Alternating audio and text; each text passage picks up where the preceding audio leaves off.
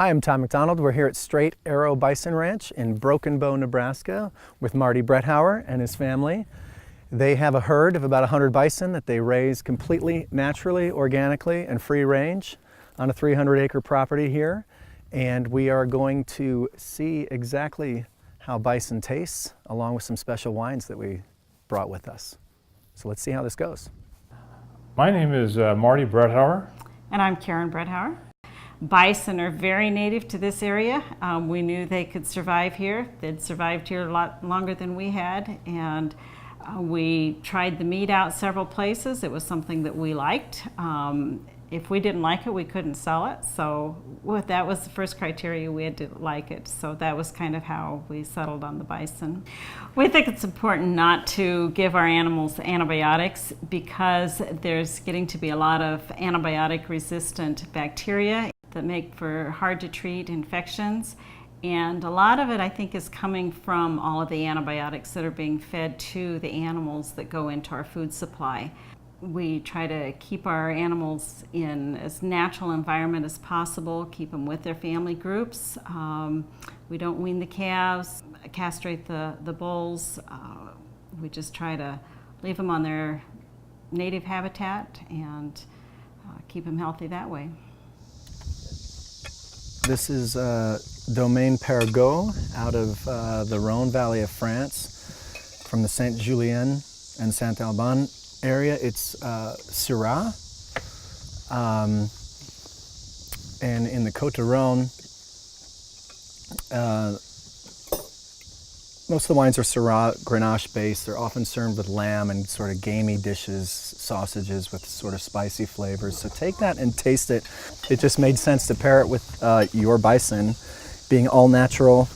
It comes from a vineyard that used to be run by a certain group of Protestant monks, and it's a very, very old vineyard that has never seen any pesticides or herbicides ever.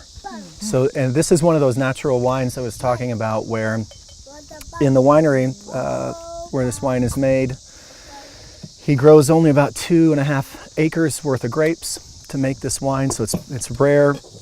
He's completely non-interventionist. He doesn't use any sulfur. He doesn't use any herbicides or pesticides. The fermentation that happens changing the grape juice into wine is all from native natural yeast. He doesn't buy any commercial yeast and add it while the wines are fermenting. So this is about as natural a wine you can get from this region. So I thought it'd be great with Buffalo, because we'll try the Cabernet that I have here and a Malbec too, which are typically served with beef. And one of the reasons that is Cabernet in particular has a lot of tannins, which gives you sort of that dry bitterness on your mouth. It's not a wine you want to just drink by itself. It needs food. And what makes that wine taste softer and smoother is the presence of fat. So that's why Cabernet and steak have always worked so well together. Beef is high in fat. And literally, you take a sip of the wine, it can be dry and astringent, almost a little bitter. But if you take a bite of beef first, and that fat interacts with your tongue, and then a sip of the wine seems fruitier, softer, and smoother. So they just taste better together. Not a hard concept to understand if you think about, coffee and, say, a chocolate cake tastes great together, but coffee and a piece of fish doesn't work well. Coffee's too bitter for fish, but it's not too bitter for chocolate. If you're familiar with Argentinian wines, Malbec is the primary grape. Malbec's a grape that came from France and Bordeaux, as did Cabernet Sauvignon. We're going to try a Cabernet from the United States in just a second. But in Argentina, you probably know they eat a lot of beef. But what's highly prized about Argentinian beef is that almost all of it is grass-fed, free range. So they're known for having really, really high quality beef, and beef that is leaner than what you find in the States typically. So while Cabernet Sauvignon would work just as well, perhaps with Argentinian beef, since the Argentinian beef is leaner, Cabs can sometimes come across, as I was saying earlier, a little bit more tannic, a little bit more dry. They don't seem quite as soft and smooth. So Malbec is definitely lower in tannins. And that grape really thrives in Argentina. The vineyards are at about 2,000 meters. They're very high up.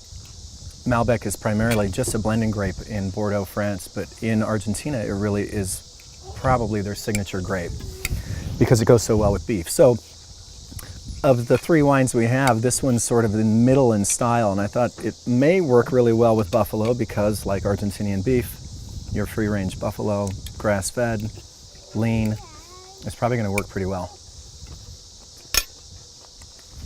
I mean, it never works horribly. So today's quick tip is about pairing the right red with the right type of meat, and the keys are tannin and fat content. So here's the deal. A well-marbled cut of beef like ribeye wants a big tannic red like Cab. Leaner meats work better with lighter tannic reds like Pinot. These aren't absolute rules, but they are tried and true, and they do work. So experiment, enjoy, and remember, wine, like life, is all about discovery and adventure.